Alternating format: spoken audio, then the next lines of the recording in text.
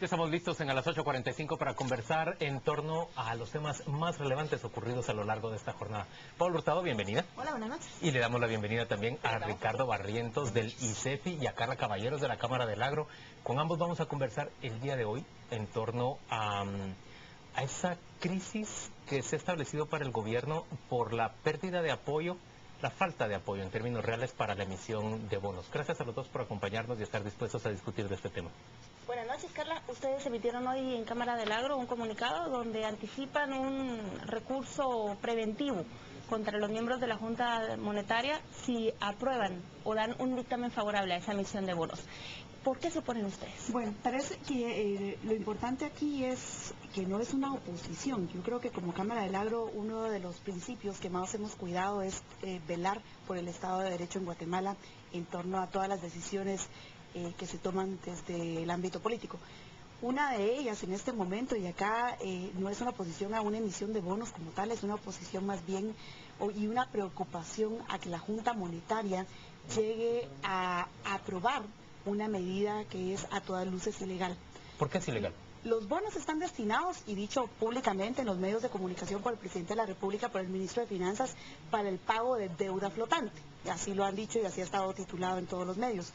La deuda flotante es un gasto que fue efectuado durante un ejercicio fiscal que no fue pagado en ese ejercicio fiscal.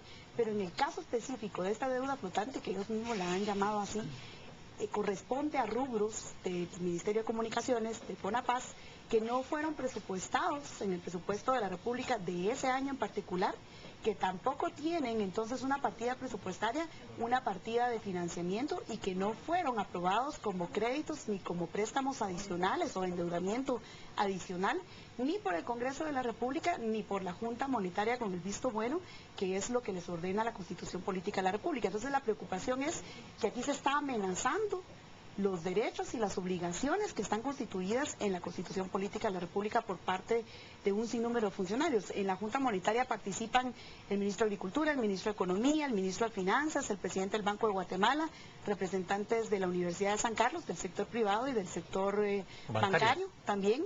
Y nuestra preocupación es eso, que se presten a violar y a aprobar de manera ilegal el pago de un hecho ilegal. Ricardo Barrientos, ¿cuál es la posición suya? ¿Cómo mira ICEFI esta emisión de bonos? 3.5 millardos. Bueno, en este caso coincidimos con Carla, que a veces no estamos de acuerdo en algunos temas, pero yo creo que acá es bastante claro, no hay por dónde perderse.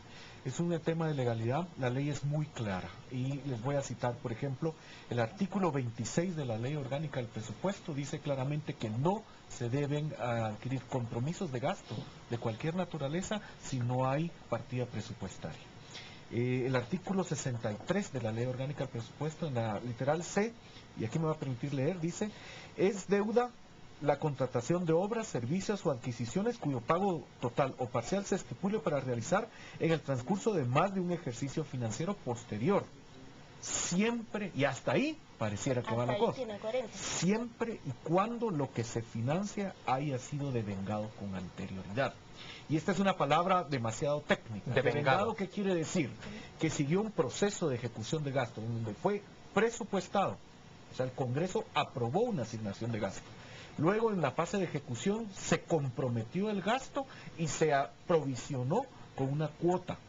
De ahí se devengó, se autorizó la salida del gasto y a la última fase es lo pagado. Así es que el último año donde hubo deuda flotante, técnicamente así llamada, fue en el año 97, en donde hubo gastos que siguieron ese proceso hasta el devengado y no se pagaron. Sin embargo, no es la primera vez que se emiten ese tipo de bonos. ¿Qué postura asumieron ustedes en administraciones pasadas, en años anteriores? Es que solo quisiera ahí terminar la idea, ¿verdad? En el 97 fue la última vez. Desde entonces lo que se ha venido haciendo es firmar contratos que no tienen ni asignación presupuestaria, ni cuota de compromiso, ni devengado, o mucho menos pagado. Eso es ilegal. Entonces, lo que ha ocurrido en años anteriores es que se toma parte del presupuesto del Ministerio de Comunicaciones para pagar compromisos de gasto legítimos, pero en fracciones.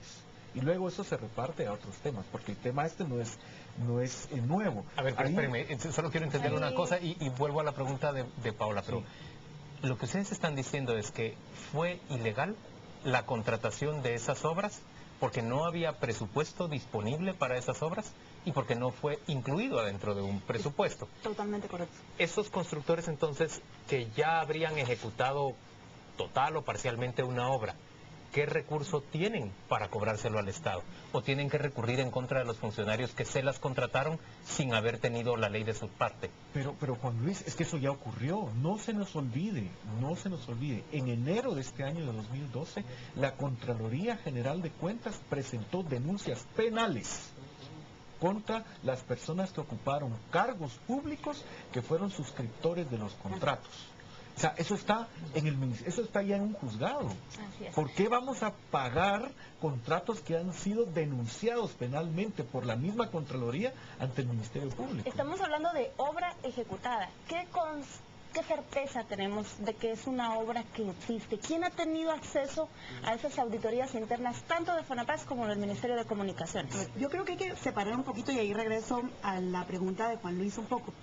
Indistintamente de si fueron o no fueron ejecutadas, porque creo que probablemente sí, mucho de eso fue ejecutado, mucho de eso tampoco fue ejecutado, pero más allá del tema de si se ejecutó o no se ejecutó, aquí es un tema de que si es legal o es ilegal.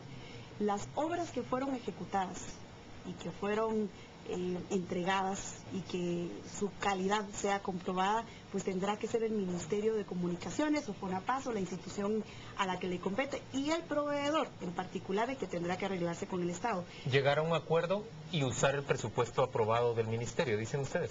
Pues yo no diría que esa es necesariamente la solución, porque aquí hay una cosa, Juan Luis, cuando se comete un acto de corrupción, hay un corrupto del lado del Estado, pero también hay un corrupto del lado del sector privado. La corrupción es en dos vías. En este caso no necesariamente se trata de corrupción, pero cuando se comete una ilegalidad... No necesariamente, pero tampoco lo podemos descartar. Pero tampoco lo excluimos, así es, porque habrá que comprobar la calidad de las obras. La calidad, y cómo la fueron, existencia, el y cómo avance. se lograron esos contratos de manera ilegal.